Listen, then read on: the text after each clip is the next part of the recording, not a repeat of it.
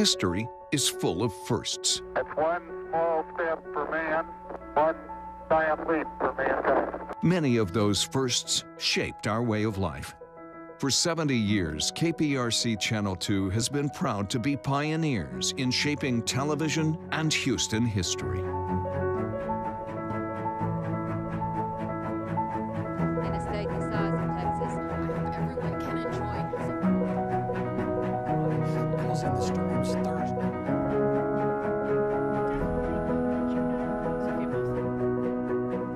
Minutes before 9 o'clock, the crew's here telling you. This is the first time in a long they have let it. Send us some of your men. Isn't it good to work for a place that has a sense of history? And indeed it is. See, taking the president from Spring to College Station following.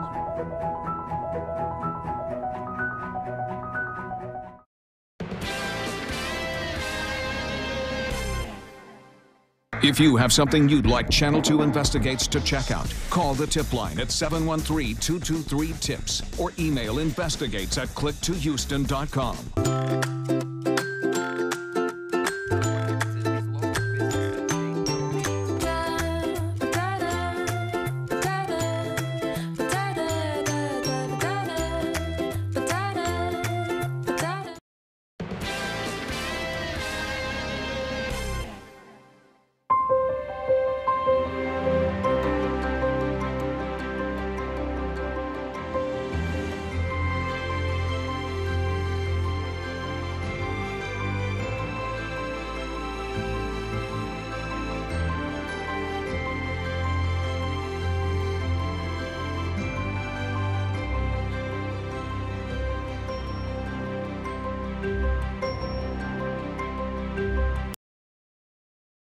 Channel 2 News begins right now with breaking news. That breaking news about a story we have been following for more than a year now. The fallout surrounding the botched HPD raid on Harding Street that claimed the lives of 2 people and left 5 officers wounded.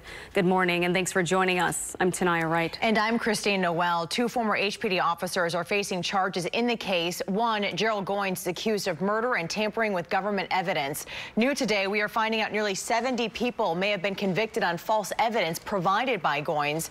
Channel 2's Bill Barajas is joining us live in the newsroom with the latest on this. Bill. Well, the Harris County District Attorney's Office this morning announced 6 dozen people convicted of crimes may have their cases overturned. The reason, disgraced former HPD narcotics officer Gerald Goins. After the botched Harding Street raid in January 2019, the DA's office started reviewing thousands of cases in which Goins provided testimony. Goins is currently charged with murder and federal civil rights violations tied to the botched raid at a home on Harding Street where 2 people were killed, Regina Nicholas and Dennis Tuttle. He is currently out on bond. Today, District Attorney Kim Ogg said a total of 69 defendants may be convicted on false evidence presented by Goins. Most of the cases involved delivery of a controlled substance. All were given punishment ranging from a few months in jail to 4 years in the Texas Department of Criminal Justice. In all of the cases, Goins was the sole witness. In a statement, Ogg said, quote, "We need to clear people convicted solely on the word of a police officer whom we can no longer trust." Earlier today, prosecutors filed motions to have judges appoint lawyers for these 69 individuals. Those lawyers will then decide whether to request a new trial to get those convictions overturned. It's worth noting, just earlier this month, we told you about the Mallet brothers. The DA's office saying both Stephen and Otis Mallet are innocent, both convicted on drug charges, largely on Goins' testimony. And now more cases could be overturned. Channel 2 did reach out to the DA's office for comment, but they were not available. In the newsroom, Bill Barajas, KPRC, Channel 2 News. All right, Bill, thank you for breaking that down for us. A Good Samaritan did what he could to foil a robbery at an area store, but his best efforts were no match for the gun that was pointed right in his face. That's right. Channel 2's Sophia Ojeda joins us now live with this surveillance video that investigators are hoping will lead to an arrest in this case. Sophia. Good morning, guys. I spoke with the detective, and he says so far there have been no arrests. They're hoping that this newly released surveillance video will help catch the 2 suspects.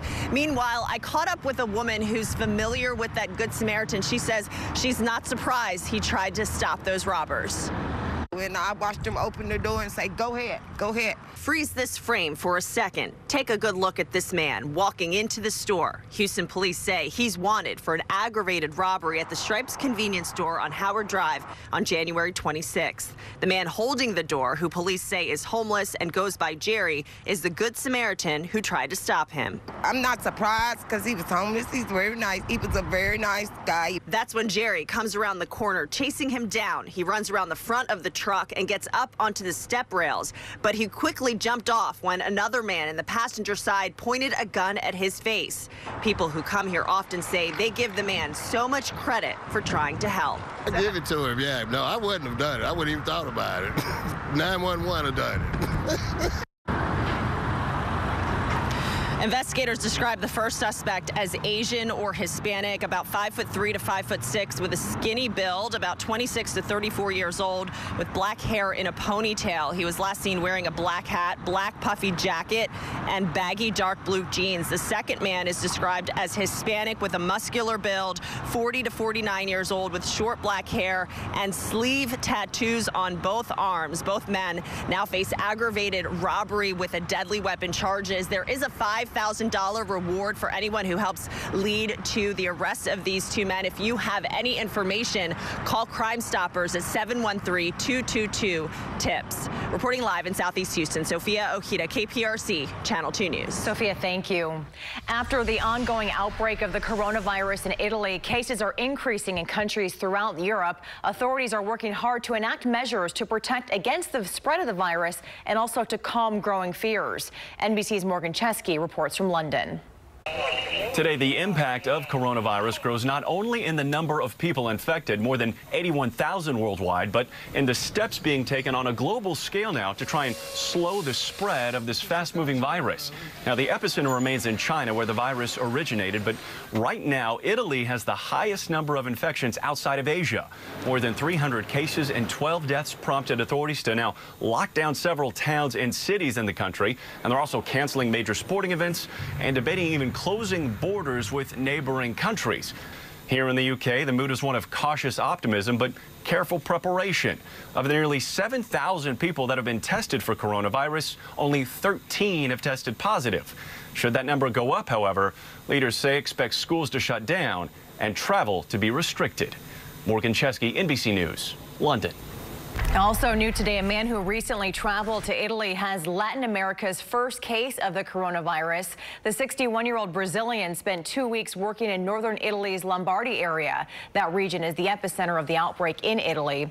Hundreds of cases and several deaths have been confirmed there. The man is now in isolation in Brazil. Health officials are tracking anyone who may have been in contact with that man. All right, well, turning now to our weather today. It is chilly. Hold on to your hats, It is y'all. windy. Yes, hold on to your hats. You saw mine blow off several times while on the trail ride with the Southwestern Trail Ride. I was just going to say, you thawed out yet?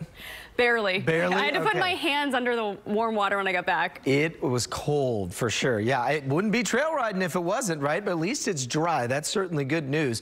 But look at the camera just shaking around. This is from right here on our tower cam. You know how high that is if you know where the station is here in Gessner on 59. And so the wind is howling out there today. In fact, we've got temperatures have made it to 50 in some spots, which is nice to see, but it's going to be a struggle today. I can tell you that. And in fact, that wind advisory that basically goes from Bryan College Station, so the Brazos Valley down to the coast, winds clocking anywhere from around 20 to 25. That's sustained winds, and that's what we're seeing out there now. 25 at Hobby, same thing in Angleton, 21 out in Katy.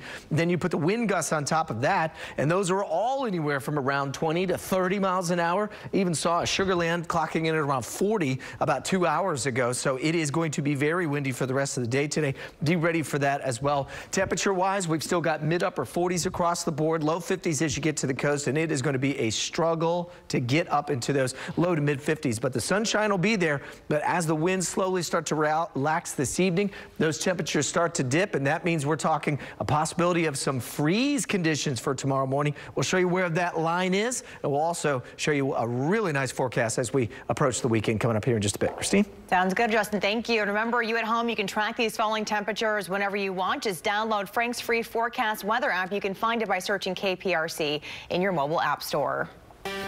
We're rodeo ready at Channel 2, and you might have seen me on the morning newscast braving the elements with the Southwestern Trail Riders of Houston. This is my first rodeo, and I definitely learned a lot from the two strong women who lead that group. They say all trails lead to Houston. And the Southwestern Trail Riders of Houston are one of a dozen groups making their way to town right now ahead of the Houston Livestock Show and Rodeo. The ride is great. They started in West Columbia and are traveling more than 100 miles to Memorial Park. We have 9 wagons and about 250 people. And that group of riders and wagons are led by two strong women. It's an honor. You know, you just feel privileged, and it's an honor to be the only female trail boss. It feels real good to be responsible, to bring a trail ride down the road. I mean, and when we do it, no accidents, no problems at all. I mean, it does. It makes us stick our chest out. Trail boss Rosetta Gray has been doing the trail ride for more than 40 years. Yeah, they need to come harness them up. She leads the group on her horse, Buck. Buck has done many trail rides. Yes, and Buck is spirited too. And she even let me try my hand at riding him. Gray says one of her favorite parts of the week-long trail ride is getting to see all the people. So when you ride, you see the people on the street, and that they be glad to see you and stuff, so you waving and having a good time. Oh, man, Buck gone. They were so excited, and despite the crazy weather that was this morning, the wind blowing, just being cold, they're ready to get out there. The horses were ready. Oh, year after year, they're like, this is not our first rodeo or our second or our third. Nope. And it's something that's really, truly tradition for them. It was so cool. How cool of you to be out there with them. It was really neat. How fun. We even made breakfast this morning. They laughed at me because I told them I don't cook. So they said they were going to teach me how to we'll teach you how to do this. I brought them Cheez-Its, so there was my contribution There you to go. the breakfast. Yeah, that's always like the good snack to go along with a ride, right? Hey, they were the extra toasty ones. As Justin said, those are the creme Those de are la the- creme. I hear you. I hear you. We're all a fan of the big cheese crunch, right? All right, Tanaya, thank you. All right, at least one person is in custody after a police chase ends in Pasadena. We're told that chase came to a wild end just after 2 this morning on the Gulf Freeway near FM 2351. Police say the driver crashed through a fence and then came to a stop in a grassy area. That driver was arrested. No word yet on what sparked that chase. As the roadways get busier for the rodeo and spring break, various Houston agencies want to encourage people to think twice before getting behind the wheel after drinking. The Houston Police Department, DWI Task Force, and Harris County Sheriff's Office are joining forces with the Texas Department of Public Safety, Harris County District Attorney's Office, and Mothers Against Drunk Driving. They are going to make an announcement about their efforts today at 2 o'clock, so you can look for coverage later today on air and online at clicktohouston.com. Well, a game of hide and seek leads to murder. Coming up, what police say one woman in Florida did that led to her boyfriend's death. And next, fight night, those gloves coming off at the Democratic debate. We're going to have a look at the group effort taken last night to slow down Bernie Sanders' momentum heading into Super Tuesday. Now, Mattress Makers. You're watching Channel 2, Houston's home for news. Lots of verbal fireworks last night at the Democratic debate in Charleston. The face-off is really crucial for a lot of the candidates, just days before the high-stakes South Carolina primary, and with Super Tuesday just around the corner. NBC's Susan McGinnis has a wrap-up of the action. Explosive and chaotic, just a couple of the words being used now to describe last night's Democratic debate, the 10th one held in Charleston, South Carolina. The attacks came early and never let up, most of the attacks coming to Bernie Sanders and Mike Bloomberg. The objective of many of those on stage last night to stop Sanders' rapid advance toward the presidential nomination for the Democrats. They hit him on everything from how to pay for his Medicare for All plan to his voting record on guns. Sanders did try to fight back. He's talking about the economy doing great for people if they are billionaires. Bloomberg also coming under attack, largely from Elizabeth Warren. Sanders landing some punches of his own, saying that Joe Biden has voted for terrible trade agreements. The former vice president touting his experience with African Americans and his record on civil liberties and civil rights, looking for that African American vote in South Carolina. Amid all of the yelling and all of the interrupting, this group did seem unified on one issue: the inadequate response from the Trump administration to the coronavirus. In Washington, Susan McGinnis, NBC News. Today marks the 27th anniversary of the 1993 World Trade Center attack. 6 people were killed and thousands injured after Muslim extremists set off a truck bomb in the building's underground garage. This morning, the Port Authority will commemorate the bombing with a Catholic Mass at the Church of St. Francis of Assisi. And the National September 11th Memorial and Museum will hold a ceremony to commemorate the 6 victims who died in that attack. Rapper Cardi B is expected back in court today. She has a hearing scheduled in Flushing, New York. The rapper is charged with 2 misdemeanors, assault and reckless endangerment. This all stems from her alleged involvement in a strip club incident back in August of 2018. The mother of a toddler that's been missing in Tennessee for more than 2 months now is now behind bars. The Sullivan County Sheriff's Office says Megan Boswell was arrested last night and charged with 1 count of false reports. She is now being held on a $25,000 bond. Her 15-month-old daughter was reported missing last week, 2 months after her family says that little girl was last seen. The mother claims that a babysitter took that toddler in December, then just disappeared. Investigators previously said the information Boswell has given them is not accurate. A Florida woman is charged with murder after police say that her boyfriend died from being zipped into a suitcase for hours. Investigators in Winter Park say Sarah Boone was playing hide and seek Monday with Jorge Torres when the death happened. Boone said they were drinking alcohol and she passed out in her bed while he was still in the suitcase. But deputies searched her phone and found videos showing Torres yelling that he couldn't breathe from inside of the suitcase. Boone can be heard laughing and saying, "That's what I feel like when you cheat on me," and then yelling obscenities. She's facing second-degree murder charges. U.S. Attorney General William Barr wants Congress to make sure that parts of the nation's surveillance law do not expire. Barr met with GOP senators on Capitol Hill yesterday. He urged them to extend provisions in the Foreign Intelligence Surveillance Act that will no longer be valid after March 15th. The provisions expand the FBI's ability to wiretap certain targets and request key documents. They are not the same tools used during the FBI Russia investigation, but some Republicans want an overhaul of that law because of that probe. Turning to our forecast now, if you were inside yesterday and you're inside today looking outside, you would think, oh man, it's probably the same. Not the same at all. I will tell you, beautiful, it's not. But no, it'll punch you in the face. Yes, it does. You know, and the funny thing is that when I came in this morning, the wind hadn't picked up like it has over the past 4 to 5 hours. It's really cranking out there right now, so just be ready for it. That is going to be the big thing you'll deal with, at least for now, the next couple of hours, and then as we pivot towards tonight and go into tomorrow morning, it's going to be the cold. Now, I'm talking cold in some spots. In fact, we're going to be looking at a bunch of the areas I think we'll likely get below freezing. So I'll show you that here in just a sec. But first, let's take a beautiful shot. This came in just about an hour ago. Nice. There you go. See, tonight you're ready now. I am ready. You were out there with the horses today. Boots are broken in. They're dirty, ready to go. We're going to put you out on one of the Longhorns here in just a bit. So this is great. This is from just to the southwest of San Antonio, in from Dock there. That's over in Karnes City. So great looking shot there this morning. Here's a live look down at Galveston, and you can see the camera jiggling there as well. The palm trees hanging on for dear life because it is really cranking. We've got northwest winds around 24 miles an hour. Dew points are in the 30s.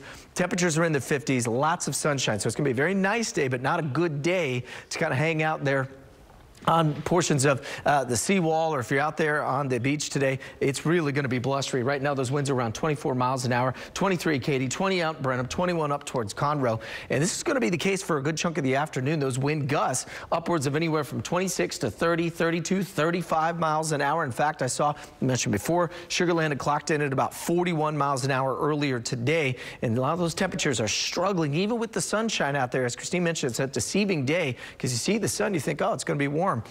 That's not the case. Still widespread mid-upper 40s and low 50s. And there'll be a lot of these places that are going to struggle with that. And those wind chills with that strong wind, especially as you get on the north side where the temperatures are a little cooler, feels like it's in the upper 30s even at this hour. So let's kind of pivot and go in towards this evening, because I want to show you as the winds start to slowly relax, the cold air is in place, clear skies. All 3 of those ingredients are what we need for what we call perfect radiational cooling ingredients. What I mean by that is it allows for all the heat that we do get in the day, even though it's cold, to escape back up through the atmosphere. And so that allows these temperatures as we go into the overnight hours to really start to fall. In fact, by 7 a.m., we could be looking at freeze conditions from Columbus, Wharton, up towards the northwest counties, even in towards, let's say, northern Harris County. We'll also make sure that, of course, the people, the pets, and the plants are taken care of tomorrow morning. Down at the coast will likely be upper 30s to low 40s. So across the country, a big weather story for the next day or so is going to be this area of low pressure bringing snow across the Ohio Valley and lake effect snow in places like Buffalo, New York. That could be talking about up to 2 feet of snow when that moves on through. So we're going to stay cold over the next couple of days, but eventually as we get to the weekend, this high starts to slide off to the east. That slowly warms things up with a bit of a southeast wind. And by Saturday, Sunday, if you're headed out to cook off, it's going to be great weather. And in fact, check it out. We'll go from the 30s to the 50s to how about the 30s, 40s? Nice cool starts, but comfortable finishes, ladies, by Saturday and Sunday. Dynamo kick off their season, Sabercats as well, and of course all that yummy barbecue down at NRG. We're going to be looking at temperatures in the upper 60s and low 70s. That's one of the better cook-off forecasts I've seen in my time here. All that's delicious. The sunshine, the barbecue, all of it's delicious. Bring it. All right, Justin, thank you. Yeah. TripAdvisor has released a list of its top 5 destinations in the U.S. Is Texas on that list? We have a look coming up next. There are hundreds of nursing homes in our area, but several stand out with the worst repeat violations that put patients' lives in danger. I'm consumer expert Amy Davis with what you need to know about Houston area nursing homes. Save more. In this morning's consumer news, Bob Iger hands over the keys to the Magic Kingdom. He's stepping down as Disney CEO after 15 years. Iger is being replaced by the head of Disney's theme park business, Bob Chapek. Iger will stay on as executive chairman through the end of next year, focusing on creative efforts. More than half of adults who have flown in the last 2 years think that it's more stressful than actually going to work. That's the result from a new survey released this morning by the Points Guy. 55% of American adults surveyed say the process of air travel is all more stressful than actually showing up and going to work. 44% say it's more stressful than going to the dentist or spending the day with the in-laws. But it's so worth it once you get there. Well, speaking of travel, TripAdvisor is out with its top trending destinations here in the U.S. Key Largo, Florida tops that list at number 1. Moab, Utah, the home of the Arches National Park, came in second. Anna Maria Island, Florida, came in third. Santa Barbara, California, and Brooklyn, New York round out the top 5. The destinations were determined using an algorithm that measures year-over-year increases in positive traveler review ratings. Well, the Astros have 2 spring training games this afternoon. It's a split squad day. Yesterday, the Astros rested their big hitters against the Marlins, but couldn't get enough steam to get going in the process. Marlins won that one 7-4. Now the Astros are looking to get back on track for today's matchups. The first game is at 12:05 against the Cards. The other one is at 12:10 against the Mets. And the Rockets back at it tonight looking for a 5th win in a row. They face the Grizzlies here at home. Head coach Mike D'Antoni says Russell Westbrook will play after recovering from a sore thumb. D'Antoni also says he thinks Eric Gordon will play even though he has a sore knee, and it's currently listed on the NBA injury report as questionable. Tip-off is set for 7 p.m. inside Toyota Center. The Hot Pockets heiress gets her sentence. That's right. Coming up, how much time she's going to have to spend behind bars for her involvement in the college admissions scandal. I'm health reporter Haley Hernandez. Have you ever considered eyelash extensions, or maybe you have some? There's a warning you need to hear coming up. Live from KPRC, this is Channel 2 News Midday. Good morning. Tonight, and Christine here with a look at some of our top stories this midday. We are learning that dozens of people convicted on the testimony of a former HPD cop may have their cases overturned. The reason? Disgraced former HPD narcotics officer Gerald Goins. After the botched Harding Street raid in January of 2019, the DA's office started reviewing thousands of cases in which Goins provided testimony. District Attorney Kim Ogg says 69 defendants may have been convicted on false evidence given by former officer Gerald Goins. All of the people involved were given punishments ranging from a few months in jail to 4 years in the Texas Department of Criminal Justice. Police are now looking for the man who ran off with beer as well as his getaway driver. New surveillance video shows the robbery at the Stripes on Howard Drive. That suspect walked out with several 18 packs of beer. A man outside that store tried to stop him, but the driver pointed a gun in his face. There's now a $5,000 reward being offered for any information leading to that arrest. Now to Decision 2020. The Democratic candidates held their final debate before the South Carolina presidential primary on Saturday, as the frontrunner Senator Bernie Sanders took the brunt of the attacks last night. The candidates accused Sanders for leaning too far to the left and accused him of proposing plans that he can't pay for, like Medicare for all. So let's do some math. Senator Sanders at one point said it was going to be 40 trillion, then it was 30, then it was 17. It's an incredible shrinking price tag. What every study out there, conservative or progressive, says Medicare for all will save money. This was also the last debate before 14 states, including Texas, vote on Super Tuesday. One more chapter in the college admissions cheating scandal has now unfolded as a snack food heiress was sentenced in Boston. NBC's Steve Patterson has the latest. After ducking into federal court one last time, Hot Pockets heiress Michelle Janiff finally learned her fate. The judge sentencing her to 5 months in prison after she admitted to paying $300,000 to cheat college admissions for 3 of her daughters. Prosecutors naming her one of the most culpable parents charged. She understands the harm that her choices caused. Janiff is the heir to her family's multi-billion-dollar microwavable snack fortune. In October, she pled guilty to paying $100,000 to fix 2 of her daughter's ACT exams and $200,000 to fake a profile for another daughter as a volleyball recruit to USC. Janiff is one of nearly 24 parents who pled guilty to the scandal so far, including Desperate Housewives star Felicity Huffman, who served less than 2 weeks in prison.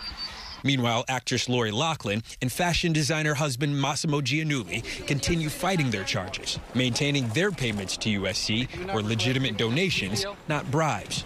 Today's sentence won't so much be a precedent, but it could be something of a benchmark. Loughlin's case is expected to go to trial in October as the gavel falls on more elite families in court. Steve Patterson, NBC News. All right, turning now to our forecast. We're halfway through the week. We are. I keep thinking it's Thursday. I did too, all But day. it's not. But we're getting there, and it's cooler today for sure. Yeah, Cooler and windier. Definitely windier. It's my Friday, ladies. So. Oh, there we go. Way to rub it in.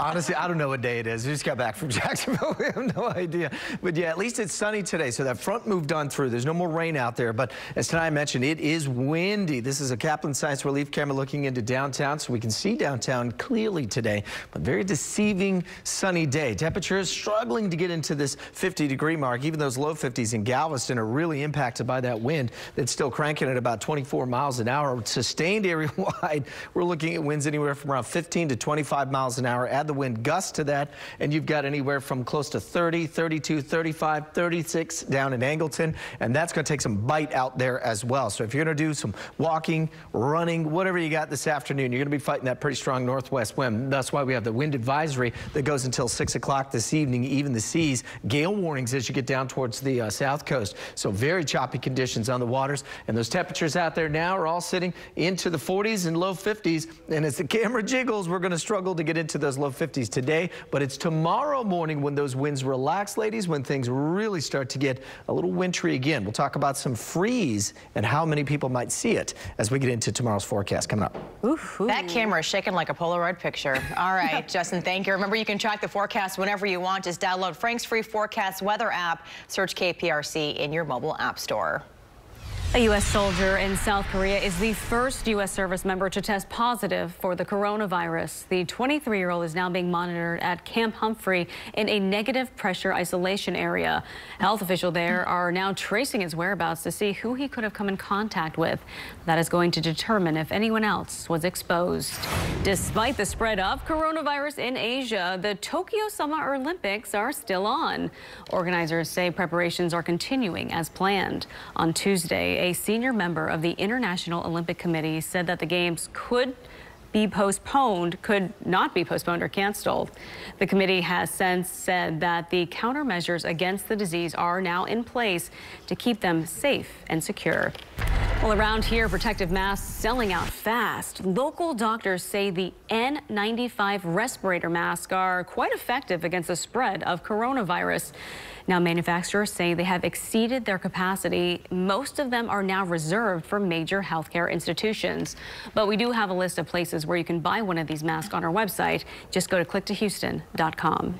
There are some 1,200 nursing homes in Texas, so you would think that finding a facility for your loved one wouldn't be that hard. You would think, but a recent study puts Texas on a list of the top 10 states with the worst nursing homes. Consumer investigator Amy Davis poured through hundreds of records to show you our area's homes with the worst violations. The fancy front desk, the well-appointed lobby, and the gift shop are what sold Yolanda Blount on the Crescent in Sugar Land. But it's like getting a present that's real pretty, and then you open it up, and it's a bunch of rocks. Yolanda's 70-year-old mother, Miranda, was here for just 48 hours, but still, she feels guilty. I just felt like I failed her. This was Miranda the day before the hospital transferred her after she fell and broke her hip. A thumbs up showing she was ready to get back on her feet.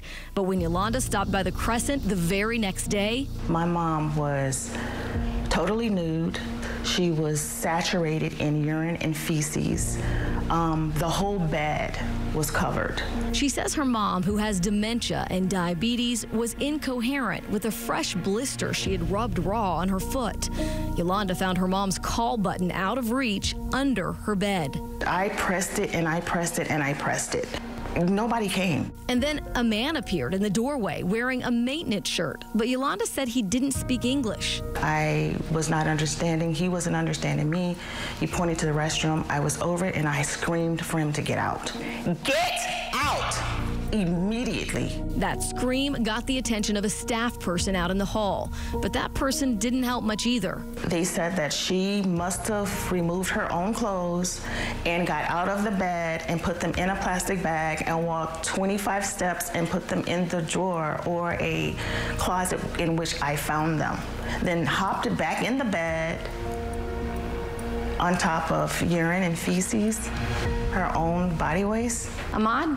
Amy Davis with KPRC. We stopped by the Crescent to speak with the executive director when he wouldn't answer our questions by phone or email. We just had basic questions like how long patients stay in their rooms with no attention from a staff member. I'm not doing this right now, so I can't speak for Cantex. Cantex Continuing Care owns 37 nursing homes. 9 are in the Houston area, and 5 of those homes, including the Crescent, get a 2-star rating or lower, meaning below average or much below average care. In an email, a Cantex representative wrote in part, during the approximately 48 hours Mrs. Blount was in our facility, our team fell short of the standards of care we regularly provide. We are disappointed that this occurred. But these homes are not the worst rated we found. We used Medicare inspection data to rank Houston area nursing homes with the most serious violations, those causing immediate jeopardy to resident health or safety. The Westbury Place, recently renamed Paradigm at Westbury in Southwest Houston, has had such a poor history of quality care, it currently has no stars on the Federal Nursing Home Compare website. And this red hand means inspectors have cited this home for abuse. Focused Care at Allenbrook in Baytown has also been cited for abuse and has 6 serious violations that put patients at risk. And the nursing home with the worst history of violations in our area is Legend Oaks Healthcare and Rehabilitation near Willowbrook, recently renamed Misty Willow Healthcare and Rehab. The feds have fined this facility nearly $300,000 over the last 3 years. The only thing that could be worse than what happened to my mother is death.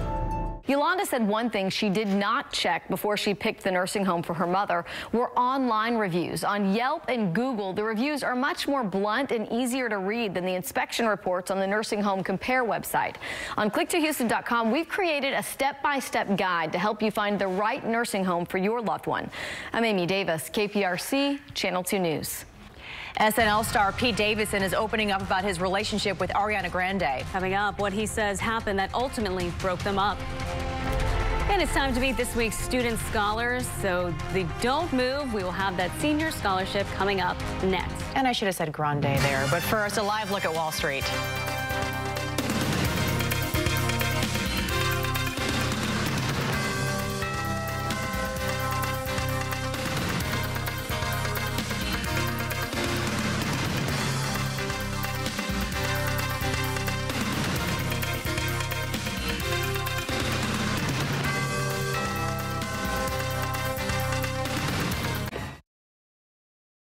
Welcome back. Well, it is senior scholarship surprise time, and this week, Owen Conflenti got to deliver some good news and that big old wonderful check. It is a big check. So here's a little more about this week's recipient. She ranked second in her class of more than 800 students.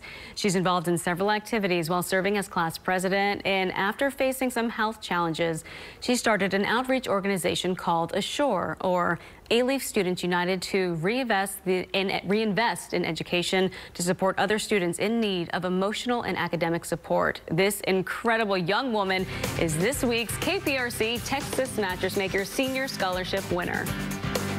So here we are at Elsick High School, home of the mighty Rams, to surprise another hardworking student with a big check. And let me tell you, this student's pretty mighty herself. Hey, sorry to interrupt, guys. My name's Owen from KPRC Channel 2. We do a scholarship deal every year, and we find 20 amazing students all around the area, and we give out scholarship money.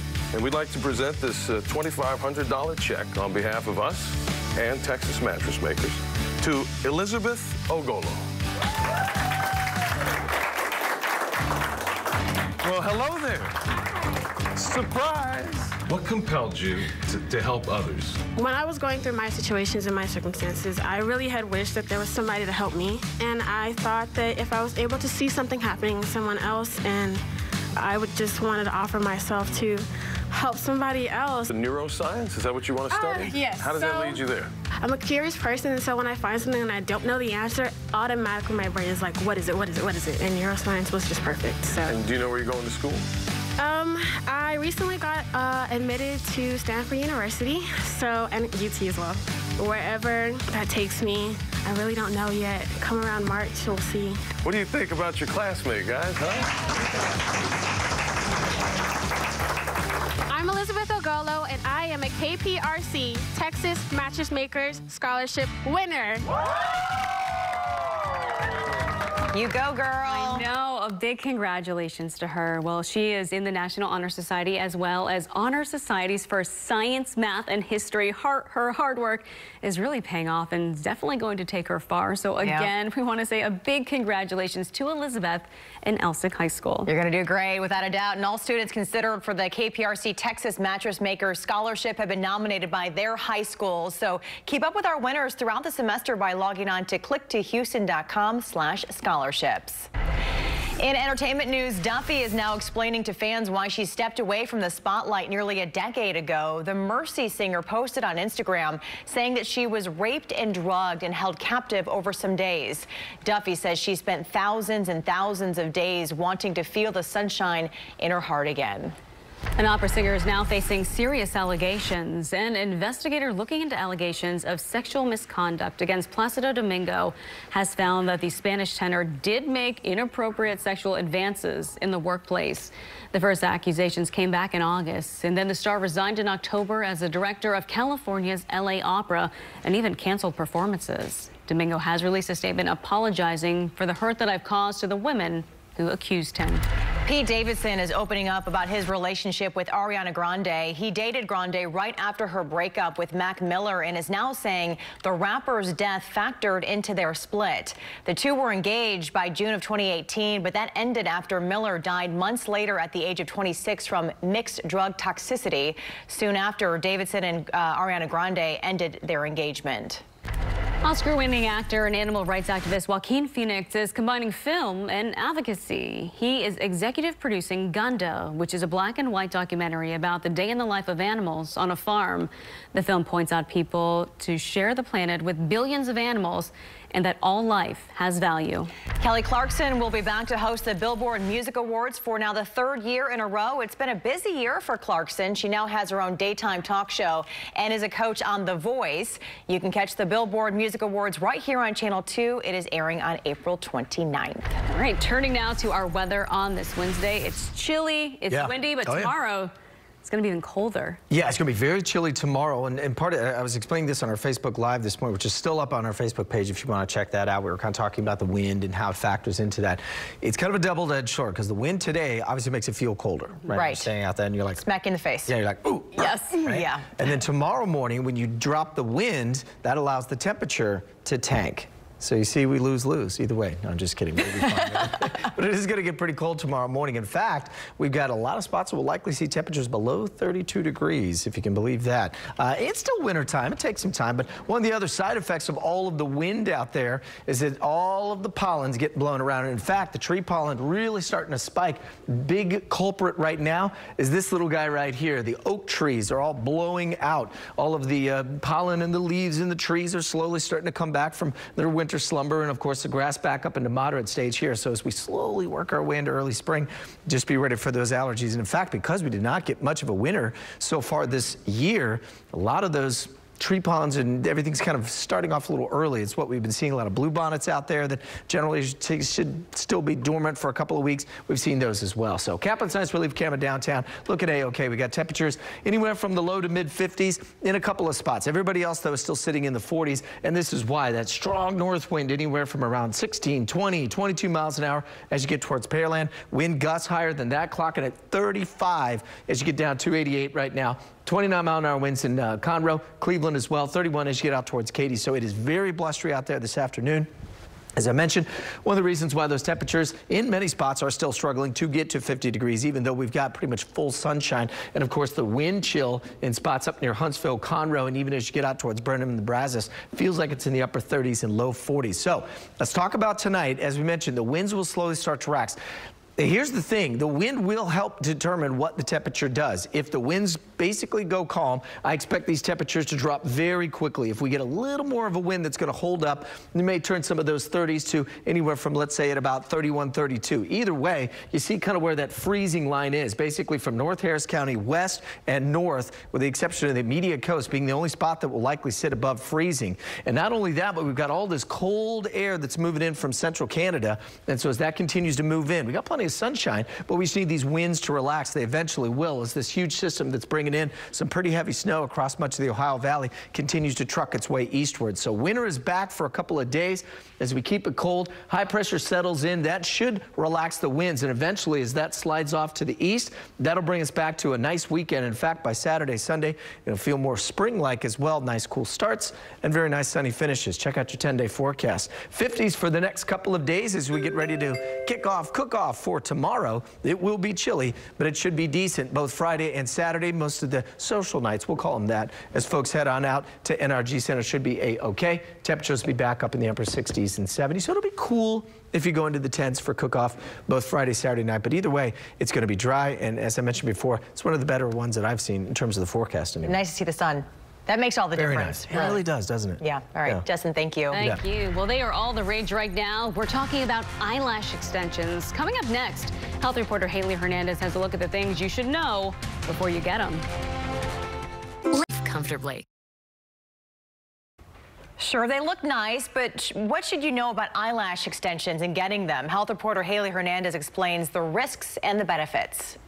Classic, lifts, or gorgeous volume. The extensions are glued one by one to eyelashes to make it possible for women to feel glamorous and bright-eyed, even without makeup. But the look comes with a warning to make sure they're done right.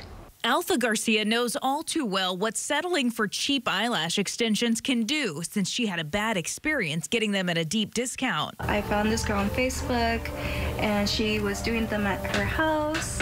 Not even like a week later, they were already bugging me. Now she'll only go to Wink Lash Bar off I-10. Here, a technician like Sarah Lestage walks you through the steps of selecting the length and curl, tapes your lashes down, and separates each tiny strand to glue on an extension. It's tedious work, and therefore Sarah wants you to protect the investment. You want to keep them clean at all times, which means that at the end of the night when you wash your face, you also want to wash your lashes. Dr. Zaina Almatazeb from Baylor College of Medicine says maintaining good hygiene on your lashes is critical in protecting your eye health, too. She's seen complications from lashes in patients with dry eye disease or allergies, since the glue can cause red, itchy reactions, or the lashes just don't do well at keeping allergens out. When you make your eyes abnormally long, sometimes that would push the debris to the actual front of the eye and to the cornea. So that would irritate your eye more. And then there's data that shows it can also prevent you from closing your eye when you go to sleep. So you have a lot of dryness. That's why Sarah says you don't want anything too long or heavy. She works to select the most natural fit for clients and warns against the idea of not touching your lashes to keep them intact. She says that only leads to trapping debris and allergens between lashes. You need to make sure you're getting in between those lashes for sure, because makeup does kind of build upon our skin to get in between. The free radicals out in the air can affect your natural lashes as well. Most chain lash stores offer memberships, but on average, this is going to range you $50 to $150 about every 2 weeks. And while lashes are a luxury, everyone agrees if you're going to do it, it's worth paying for high-quality products and medical-grade glue to cut down on allergic reactions and overall bad experiences. I'm health reporter Haley Hernandez, KPRC, Channel 2 News.com. And there is new body camera video out of this school arrest that has just sparked an outrage in Florida. It shows a 6-year-old student pleading with officers to let her go as they place her under arrest. Here's NBC's Miguel Almaguer. The arrest happened inside an Orlando charter school. Come over here. What are those for? It's for you. Former resource officer Dennis Turner telling another officer in this video to put a 6-year-old in restraints. No! No! Don't put handcuffs on! Help me! Help me! The incident, captured on body cam last September, unfolding after staff complained the little girl was acting out. You don't want to? No, please! You have to. No, please! Give me a second chance! The child hauled away to a squad car, begging to be let go. In his police report, Turner said staff wanted to press charges, which the school denies. The video shows employees asking if restraints are necessary. Yes. And if she was bigger, she would have been wearing regular handcuffs. But Turner then says his latest arrest is a new milestone. 6,000 people I've arrested over the 28 years. 7 is the youngest. She's 8, isn't she? She's 6. Now she has broken the record.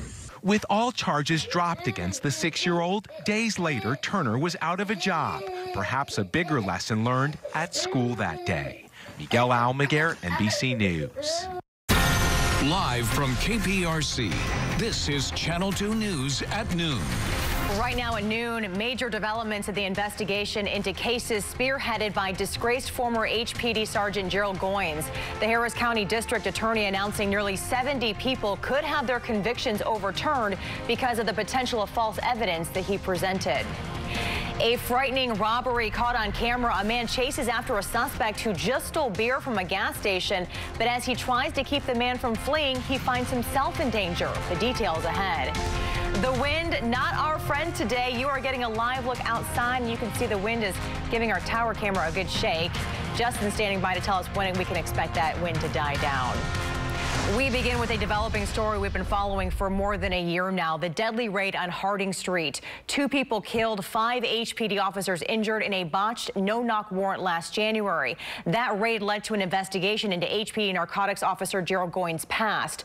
New this afternoon, the Harris County District Attorney's Office has announced 69 people may have been convicted on false evidence presented by Goins. In all of the cases, Goins was the sole witness. Today, prosecutors filed motions to have judges appoint lawyers for these 69 individuals. Those lawyers would then decide whether to request to get a new trial to get those convictions overturned. In a statement, District Attorney Kim Ogg said, quote, "We need to clear people convicted solely on the word of a police officer whom we can no longer trust."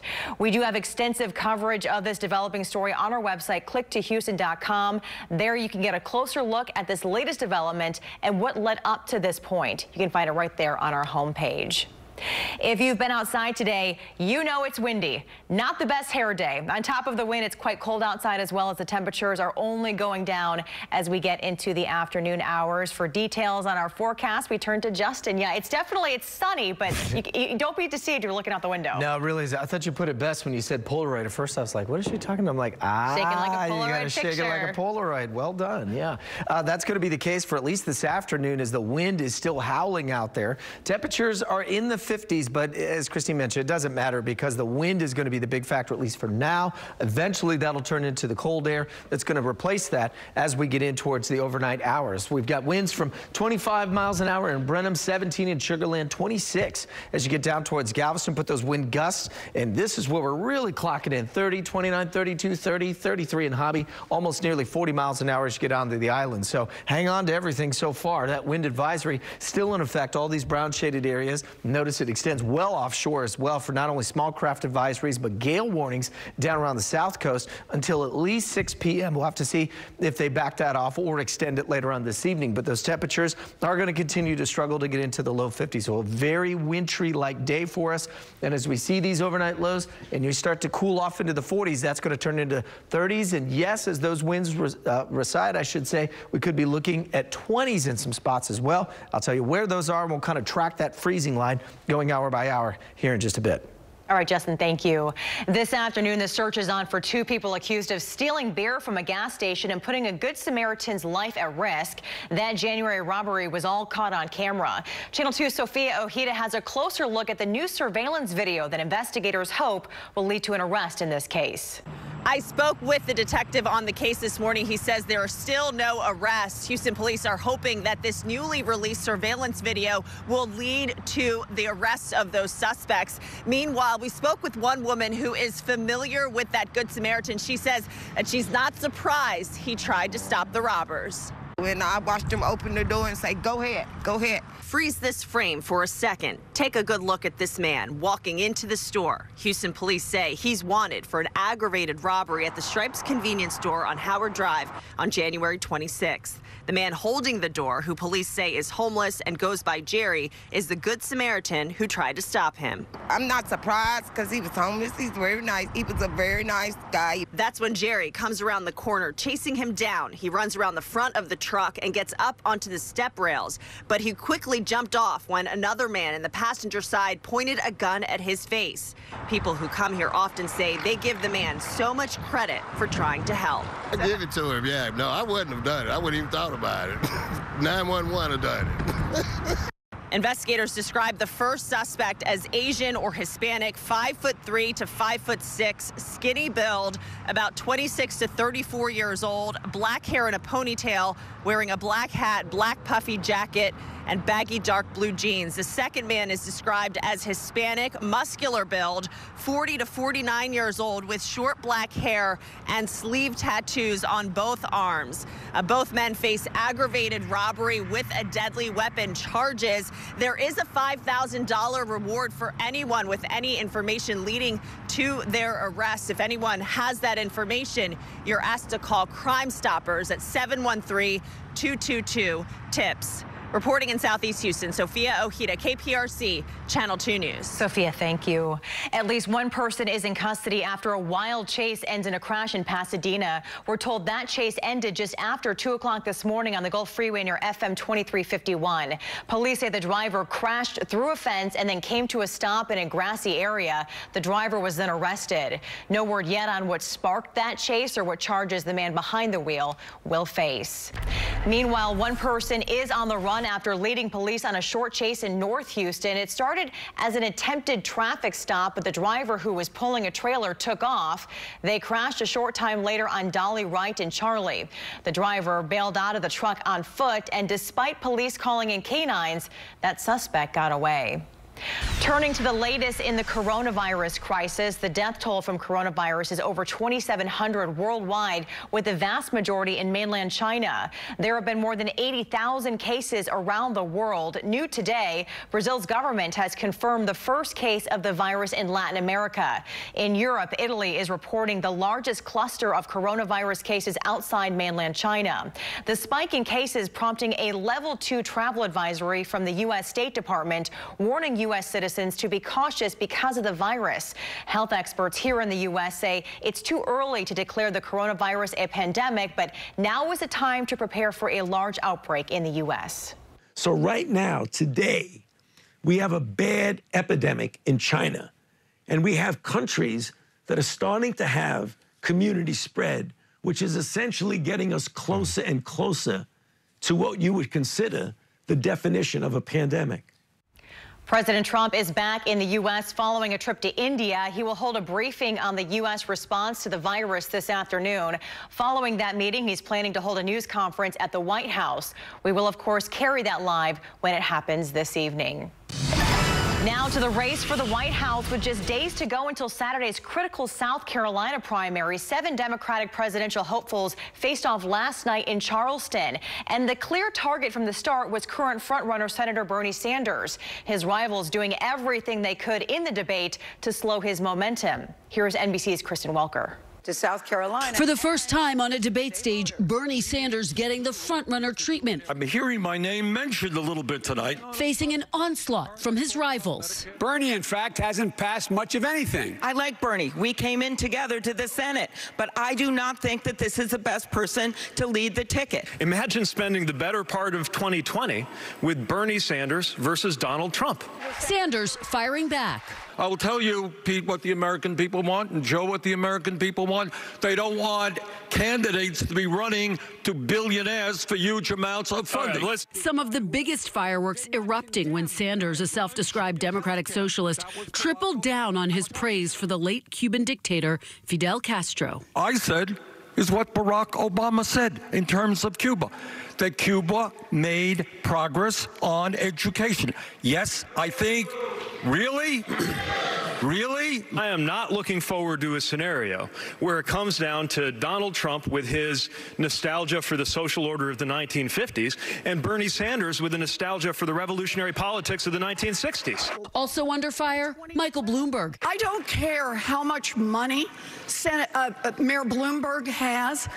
The core of the Democratic Party will never trust him. Mayor Bloomberg has a solid and strong and enthusiastic base of support. Problem is, they're all billionaires. Tom Steyer taking aim at both men. We are looking at a party that has decided that we're either going to support someone who's a democratic socialist or somebody who has a long history of being a Republican. If we cannot pull this party together, if we go to one of those extremes, we take a terrible risk of re-electing Donald Trump.